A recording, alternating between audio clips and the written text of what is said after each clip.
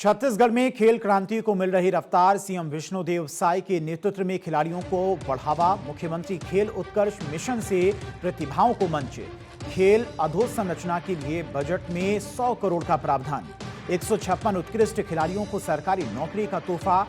ज्ञानेश्वरी यादव को 30 लाख और डीएसपी पद की सौगात। बस्तर और सरगुजा ओलंपिक से प्रतिभाओं को नया मंच। खेलो इंडिया ट्राइबल गेम्स से आदिवासी प्रतिभाओं को अवसर। जशपुर में अत्याधुनिक तीरंदाजी एकेडमी का निर्माण। कुनकुरी में इंटीग्रेटेड स्पोर्ट्स कॉम्प्लेक्स। बगीचा में इंडोर बैडमिंटन स्टेडियम का निर्माण।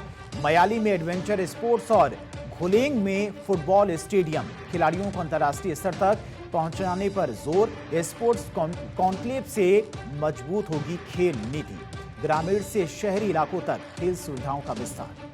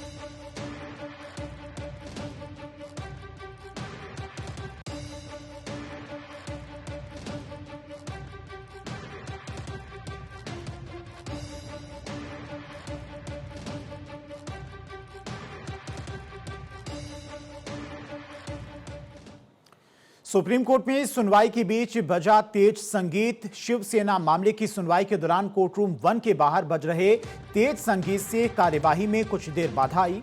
सीनियर वकील कपिल सिब्बल ने मजाकिया अंदाज में कहा कि लगता है अब नाचने का समय आ गया है। सिब्बल ने कहा कि शायद किसी ने चुनाव जीत लिया है, इसीलिए ऐसा जश्न मनाया जा रहा है। उन्होंने बताया कि SCBA चुनाव के चलते मथुरा रोड से कोर्ट तक उन्हें पैदल आना पड़ा।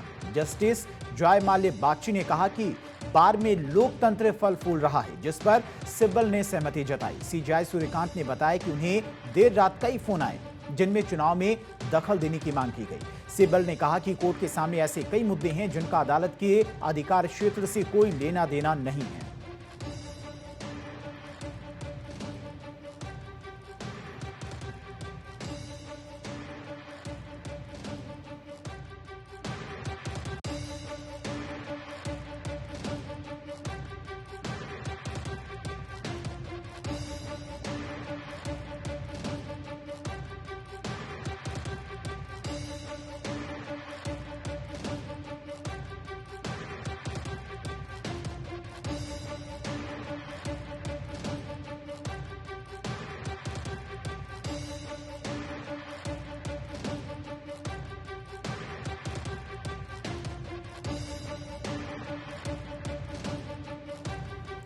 जेएनयू में डेप्रीवेशन पॉइंट्स में दाखिले को हाईकोर्ट की मंजूरी। दिल्ली हाईकोर्ट की डिवीजन बेंच ने जेएनयू को डिप्रीवेशन पॉइंट्स के आधार पर दाखिला जारी रखने की अनुमति दी। जेएनयू के 2026 और 27 के प्रॉस्पेक्टस में अधिकतम 12 डिप्रीवेशन पॉइंट्स देने का प्रावधान है।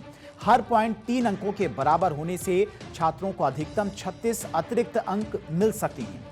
जेएनयू का कहना है कि नीति का उद्देश्य देश के अलग अलग क्षेत्रों से पर्याप्त संख्या में छात्रों को दाखिला देना है। इससे पहले सिंगल बेंच ने इसी नीति के तहत दाखिले पर रोक लगाते हुए CUET स्कोर में बदलाव की बात कही थी। अब डिवीजन बेंच की अनुमति के बाद जेएनयू अपनी डिप्रिवेशन पॉइंट्स नीति के तहत दाखिला प्रक्रिया आगे बढ़ा सकेगा।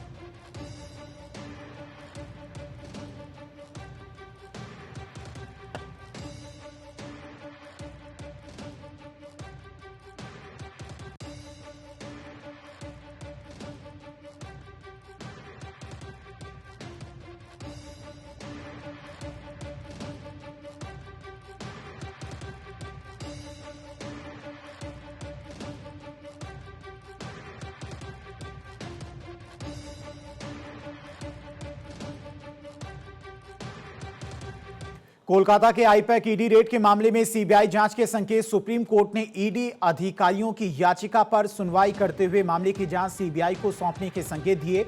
याचिका में ममता बनर्जी और कुछ पुलिस अधिकारियों के खिलाफ एफआईआर और जांच की मांग की गई है। ममता की वकील मेनका गुरुस्वामी ने कहा कि सरकार बदल चुकी है, इसीलिए राज्य पुलिस जांच कर सकती है।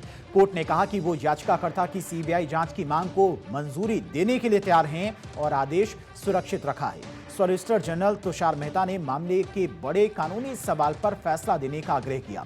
आईपैक पर छापों में बाधा डालने के मामले में ममता बनर्जी के खिलाफ याचिका पर ईडी ने सुप्रीम कोर्ट में अपनी दलीलें पूरी की। मामले की अगली सुनवाई 2 सितंबर को होगी, जबकि कोर्ट के आदेश का इंतजार रहेगा।